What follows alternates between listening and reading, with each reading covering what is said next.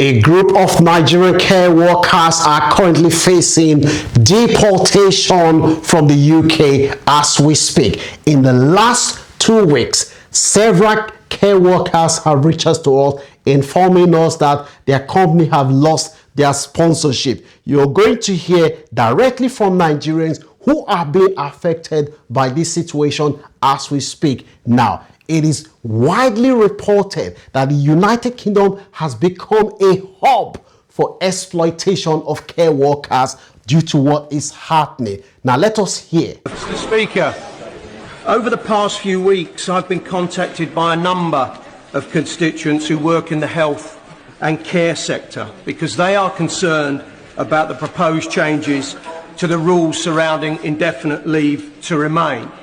These individuals came to this country to do a job we asked them to do, and then we decided to change the rules halfway through the process.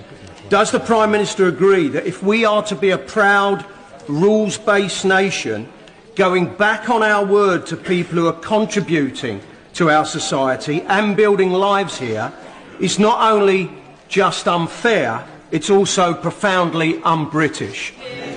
As you heard from that MP, he is one of the few MPs who is advocating for the plight of care workers. As soon as we have an update on whether care workers can apply for indefinite leave to remain after 5 years or have to wait for up to 15 years or 10 years, we will let you know. Let us dive into this issue, why these care workers are now facing deportation. The issue is centered around when the Home Office asked the company that they work for to provide all the employers their payslip and their documentation. The employer sent the document. One issue triggered the deportation for all these care workers. The Home Office looked at the document. They picked a hole in the payslip of 2 of the care workers. This company is based in Liverpool. The company is called Caring Connection. Staff who work for this company, they all speak highly of the CEO of the company. It was on the 14th. That was when the Home Office contacted this company. The CEO of the company, Paul Roney, said that they asked them, they provided evidence, and after the Home Office came back and said, you will have lost your sponsorship license, and you will find out why the Home Office said that. You'll be shocked. After that incident, Paul said he thought it was a joke. He didn't believe it initially. Before you know what, the Home Office then cited evidence and said evidence showing that additional hours, that is 2 of the workers, it showed that they were doing additional hours and they were paid. The Home Office then concluded that the employer has breached his duty and therefore they have revoked.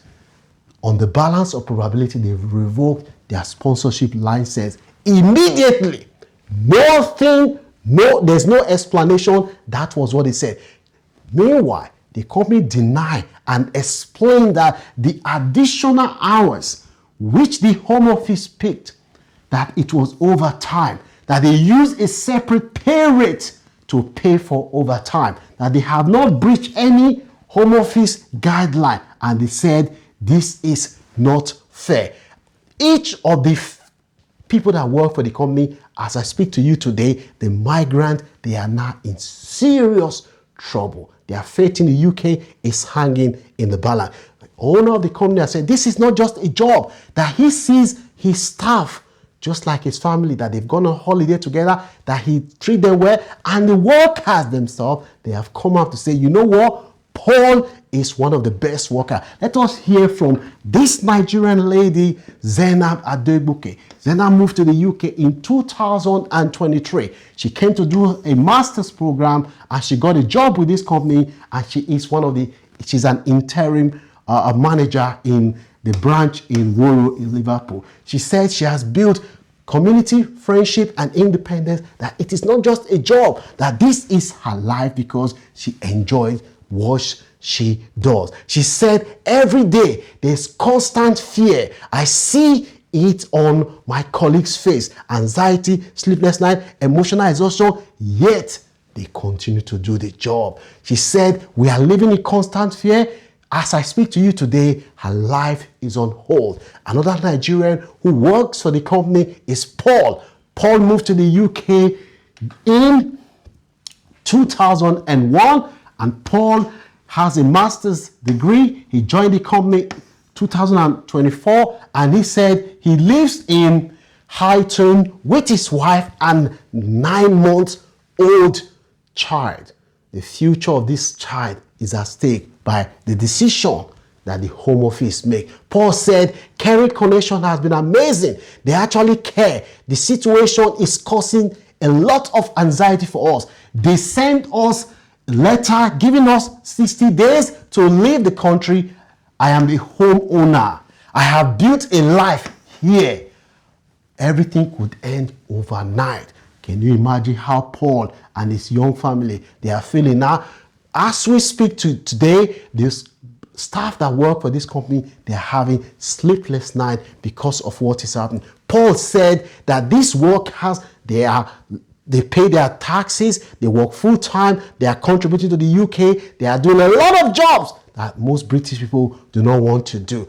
And beyond these workers, a lot of migrants, they are waking up in the morning, going to do jobs that they are overqualified for, that they don't want to do. Most of them don't want to do the job, but when they think that their future in the country is tied to it, they have to still get up and do the job. Some of them, especially those ones that do domiciliary care, they leave home around 6 o'clock in the morning, they come back around 10 o'clock, and they only get paid for the hours that they work with the client. The hours that they drive around, they don't get paid. That's how bad things are for some of our people in the UK. Now that we're seeing this now, what is the implication of what is currently happening with these care workers and other immigrants?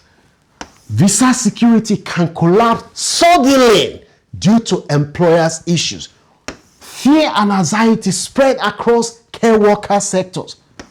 Workers may avoid raising concern due to knowing for whether it is tied to their stay in the country. We know that the UK, if things continue like this, the country may experience shortage of care workers because people don't want to come to the UK. Now we know that care visas now appear unstable and risky. Trust in sponsoring employers is weakened due to things like this. The UK is becoming less attractive and a lot of people are being affected, knowing full well that your future can be altered completely by a decision that someone else has made or a mistake that someone else has made. We know that the workers now depend entirely, knowing full well that their future is completely out of the control. Compliance often outweighs human impact. Look at the future of Paul's 9-month-old child. Paul has a house in the UK. If he's asked to leave the UK 60 days, what if he doesn't sell his house in that 60 days? What is going to happen? Does that mean he's going to have to uproot his family and leave the house that he has saved up, bought the house? This is what a lot of carers from our community are going through. What is your view? Should the carers be allowed to stay in the country, or should they should the employer have to abide by the rules and the carers will have to leave? Let me know what your views are. Some people have said if things were okay in Africa, which is blessed with all the mineral resources, that Africans have no business coming to do jobs that they are overqualified for and live in the Western world doing contracts, some of the work as modern day slave. Let me know what your views are in the comment section. Don't forget to like, share, and support this channel by subscribing if you haven't done so. I'll see you soon.